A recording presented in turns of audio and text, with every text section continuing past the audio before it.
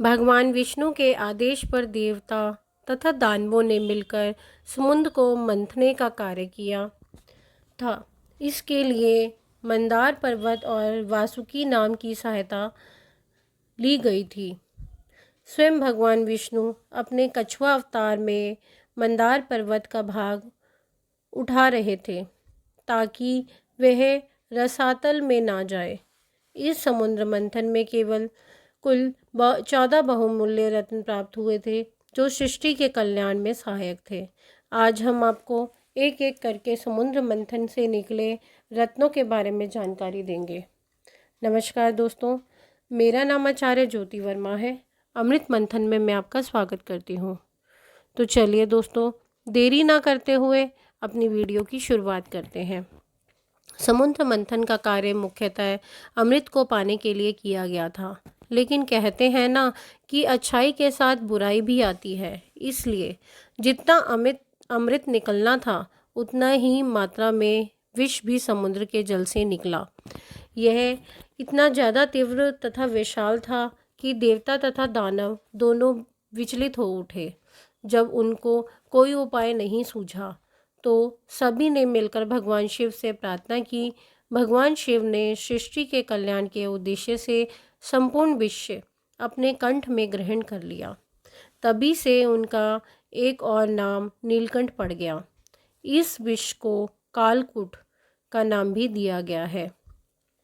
विष के निकलने के पश्चात इसमें से कामधेनु निकली, जो कि एक गाय थी। कामधेनु को गाय के प्रजाति में सर्वश्रेष्ठ माना गया है। यह कामधेनु गाय भगवान विष्णु ने ऋषि मुनियों को दे दी, क्योंकि इससे यज्ञ इत्यादि की वस्तुएं प्राप्त की जा सकती थी। कामधेनु गाय के द्वारा यज्ञ, हवन इत्यादि के लिए घी, दूध, मलमूत्र इत्यादि सभी उपयोगी थे। इसलिए सनातन धर्म में गाय को सर्वश्रेष्ठ पशु माना गया है। इसका एक अन्य नाम सुरभि भी है। इसके पश्चात इसमें से एक उच्च श्रेणी का घोड़ा निकला, जिसका नाम उच्चौश्रवा यह एक श्वेत सफ़ेद रंग का घोड़ा था जो आकाश में उड़ भी सकता था। यह 7 मुख वाला अद्भुत घोड़ा था जो असुरों ने राजा बलि को प्राप्त हुआ था। उसकी मृत्यु के पश्चात यह देवराज इंद्र को मिल गया था। उच्चौश्रवा को घोड़ा का राजा तथा उसमें श्रेष्ठ बताया गया है। भगवत गीता में भी श्री कृष्ण ने स्वयं घोड़ों में उच्चौश्रवा कहकर संबोधित किया है। धीरे धीरे इनकी प्रजाति विलुप्त हो गई। यह एक श्वेत रंग का अद्भुत हाथी था जो सभी हाथियों के सबसे महान था और राजा था। यह भी आकाश में उड़ने की क्षमता रखता था। यह देवराज इंद्र ने अपने वाहन के रूप में ले लिया। इसके पश्चात देवराज इंद्र ने ऐरावत हाथी के सहारे कई युद्ध लड़े और जीते। ऐरावत हाथी के अन्य नाम इंद्रहसित, इंद्र का वाहन, इंद्रकुजर, नागमल, युद्ध का हाथी, अभ्रमातंग, बादलों का राजा, अक्रसोदर, सूर्य का भ्राता, श्वेतहसित, गजाग्नि इत्यादि है। इसे ऋषि कश्यप तथा कंद्रू का पुत्र भी माना गया है। कौस्तुभ मणि भी आभूषणों तथा रत्नों में सबसे अनमोल तथा बहुमूल्य था। इसके पश्चात इतना दिव्य तथा तेज था कि चारों ओर अलौकिक प्रकाश की ज्योति छा गई थी। इसे स्वयं भगवान विष्णु ने धारण किया था। द्वापर युद्ध में भगवान कृष्ण ने जब कालीग नाग को गरुड़ से बंधन से मुक्त करवाया था, तब उस नाग ने उन्हें यह मणि पुनः लौटा दी थी। कहते हैं कि अब यह मणि फिर से समुद्र की गहराइयों में चली गई है। कल्प वृक्ष यह एक दिव्य औषधि के युक्त वृक्ष था, जिसे कल्पतरु तथा कल्पद्रुम के नाम से भी जाना जाता है। इस वृक्ष के अंदर कई गंभीर बीमारियों को सही करने की शक्ति थी। यह वृक्ष भी देवराज इंद्र को प्राप्त हुआ था, जिसे उन्होंने हिमालय पर्वत की उत्तर दिशा में सुरकानन नामक स्थल पर लगा दिया था। इसी वृक्ष की औषधियों को बाद में मानव जाति के कल्याण के लिए उपयोग किया गया था। आज भी इस वृक्ष की सनातन धर्म में अत्यधिक महत्ता है। रंभा अप्सरा। इसी समुद्र मंथन से सुंदर वस्त्रों और दिव्य भूषणों को धारण किए हुए एक स्त्री प्रकट हुई, जिसे रंभा नाम दिया गया। इसे देवताओं को सौंप दिया गया और बाद में यह देवराज इंद्र की राज्यसभा में मुख्य नेतांगना बन गई। रंभा देव इंद्र को बहुत प्रिय थी तथा एक बार जब विश्वामित्र घोर तपस्या कर रहे थे, तब देवराज इंद्र ने उनकी तपस्या को भंग करने के लिए रंभा अप्सरा को ही भेजा था। देवी लक्ष्मी। भगवान विष्णु के द्वारा समुद्र मंथन का एक प्रमुख उद्देश्य देवी लक्ष्मी को पुनः प्राप्त करना था। जब वे सृष्टि के संचालन में व्यस्त थे, तब देवी लक्ष्मी समुद्र की गहराइयों में समा गई थी। जब समुद्र का मंथन हुआ था, तब देवी लक्ष्मी पुनः बाहर आ गई। उन्होंने बाहर आने के बाद स्वयं जाकर भगवान विष्णु का चयन किया। वारुणी। समुद्र मंथन से अथाह मात्रा में मदिरा की उत्पत्ति हुई, जिसे वारुणी नाम दिया गया। वारुण का अर्थ जल से होता है, इसलिए समुद्र के जल से निकले होने के कारण इसका नाम वारुणी रखा गया। भगवान विष्णु के आदेश पर इसे असुरों को दे दिया गया।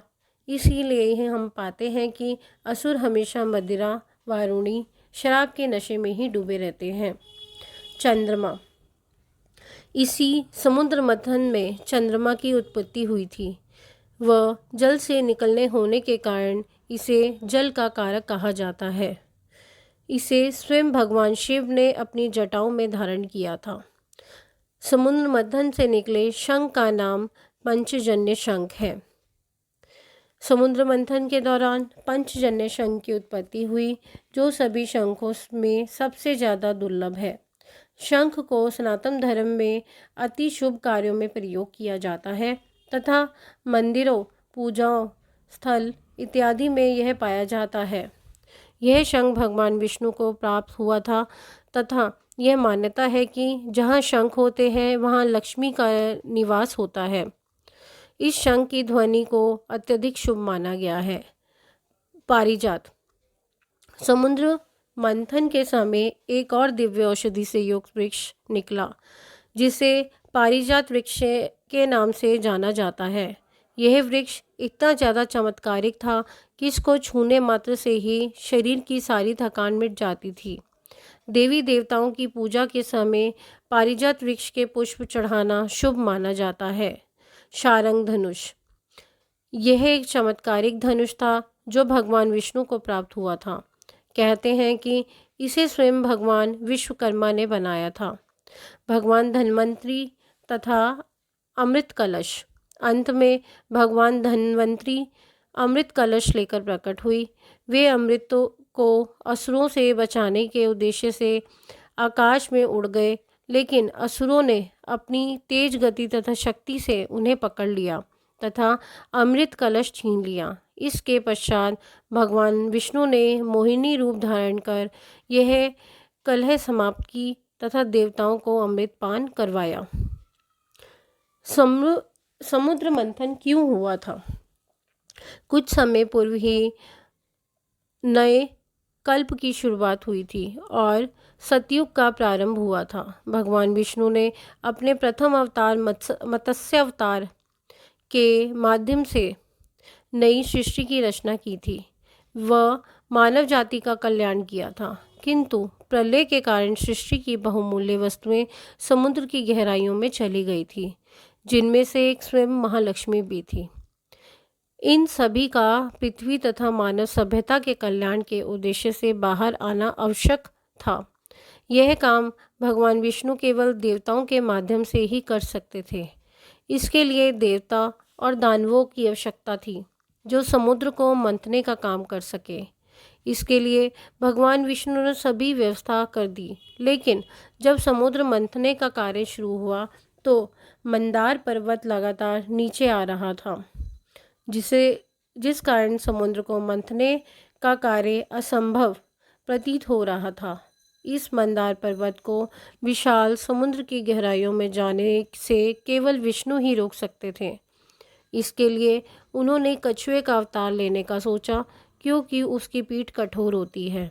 इसी कारण भगवान विष्णु ने अपना दूसरा अवतार कछुए के रूप में लिया तथा मंदार पर्वत को अपनी पीठ पर धारण किया, जिस कारण समुद्र मंथन का कार्य संपन्न हो सका।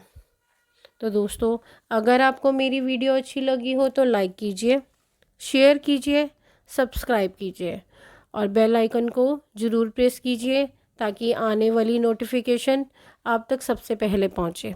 धन्यवाद।